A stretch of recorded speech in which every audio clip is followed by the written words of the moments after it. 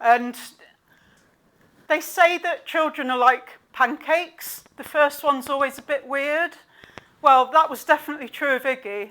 So he sprung into the world 5 weeks early. He did everything unconventionally. When most babies are pulling themselves up on things to stand, he would reverse himself up things. When most babies were learning to crawl, he was bum shuffling at high speeds, always with one hand outstretched to grab things and throw them across the room, and the other hand he was using as an oar, and he would bum shuffle at top speed. When he was a bit older, it started to become obvious that he was physically different as well. He was extremely skinny and he was very hypermobile. So he was weird, yeah, weird and wonderful. I loved him to bits. This is him a bit older then. So in high school, he became extremely anxious because by this point he's 6 foot tall and still incredibly skinny. He's autistic, which is why I've got the international symbol for autism there, the chicken nugget. Apparently it's an invisible disability, but tell that to bullies. They don't think it's invisible. They can tell.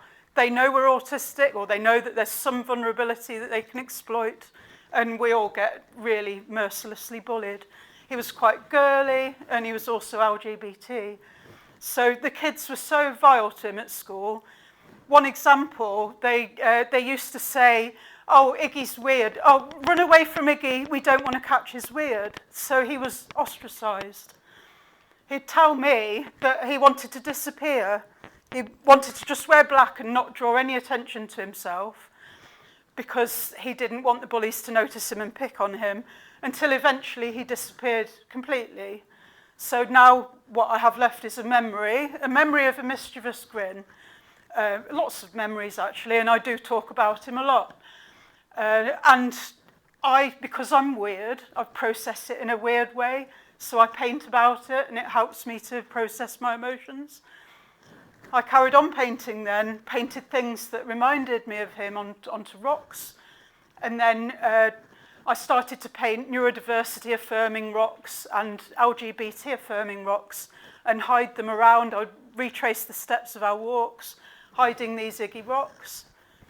There's one here, this was the prototype Iggy rock that gave me the idea for that group. And the rainbow's inside out, and my daughter, Izzy, said, Mum, don't change it. You've got that the wrong way around, but that's okay. It's just different, and Iggy was different, and different is okay.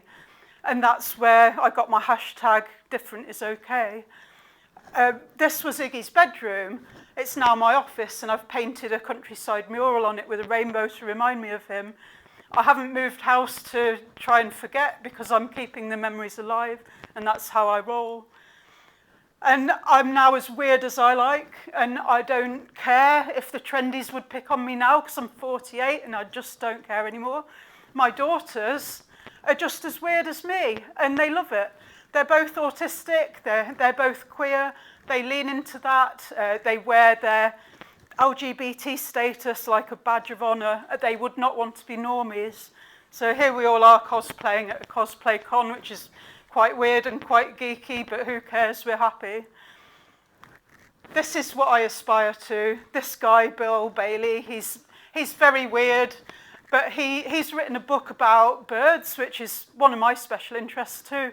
And it's full of his own sketches and photos and his own jokes and observations and anecdotes. And nobody's picking on him and telling him that he's weird.